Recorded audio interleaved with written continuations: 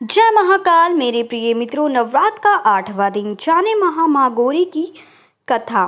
नवरात्र अब अपने अंतिम पड़ाव पर पहुंच चुका है। आज मां दुर्गा के 8वें स्वरूप आदि शक्ति महागौरी की पूजा की जाती है। 8वें दिन की पूजा देवी के मूल भाव को दर्शाता है। देवी भगवत पुराण में बताया गया है कि देवी माँ के 9 रूप और 10 महाविद्याएं सभी आदि शक्ति के अंश और स्वरूप हैं, लेकिन भगवान शिव के साथ उनके अर्धांगिनी के रूप में महागौरी सदैव विराजमान रहती है। इनकी शक्ति अमोघ और संज्ञ फलदायिनी है। महागौरी की पूजा मंत्र से भक्तों की सभी पाप धुल जाते हैं और वह व्यक्ति अक्षय पुण्य का अधिकारी हो जाता है। ज्यादातर घरों में नवरात्र की अष्टमी तिथि के दिन कन्या पूजन किया जाता है, वहीं कुछ लोग नवमी के दिन पूजन करते हैं। शिव पुराण के अनुसार महागौरी को 8 साल की उम्र में ही अपने पूर्व जन्म की घटनाओं का आभास होने लगा था। उन्होंने इसी उम्र से ही भगवान शिव को अपना पति मान लिया था और शिव को पति रूप में पाने के लिए तपस्या भी शुरू कर दी थी। इसलिए अष्टमी तिथि को महागौरी के पूजन का विधान है। इस दिन दुर्गा सप्तमी के मध्यम चरित्र का पाठ करना विशेष फलदायी होता है। जो लोग 9 दिन का व्रत नहीं रख पाते हैं वे पहले और 8वें दिन का व्रत पूरे 9 दिन का फल प्राप्त करते हैं। देवी भगवत पुराण के अनुसार देवी पार्वती अपनी तपस्या के दौरान केवल कंदमूल, फल और पत्तों का ही आहार करती थी।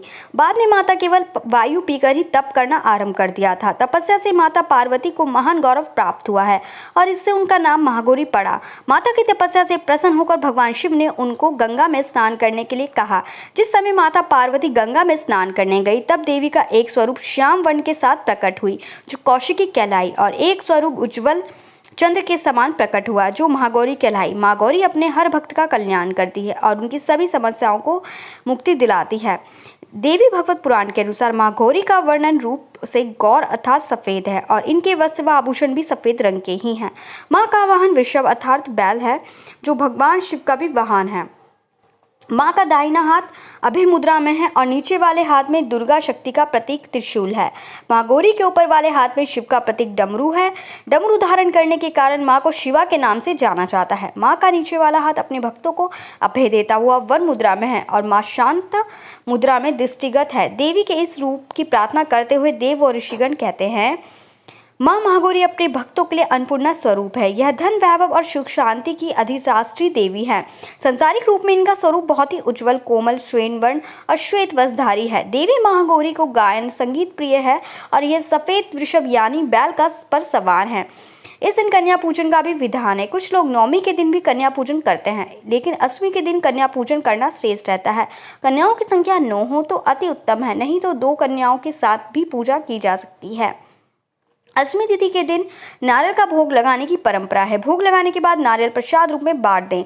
वहीं जो भक्त कन्या पूजन करता है वह हलवा, पूरी, सब्जी और काले चने का प्रसाद विशेष रूप से बनाया जाता है। माँ की पूजा करते समय भक्तों को गुलाबी रंग के कपड़े पहनने चाहिए, क्योंकि गुलाबी रंग माँ का प्रतीक है और प्रेम का रंग माना जाता है।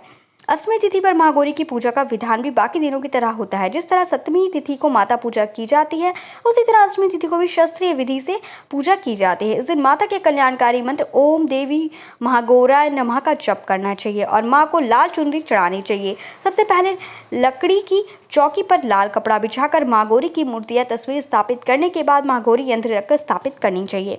माँ की क्रांति भक्तों को सौंदर्य प्रदान करने वाली मानी जाती है। हाथ में सफेद फूल लेकर माँ का ध्यान करें और फूल अर्पित करें और विधिवत पूजन करें।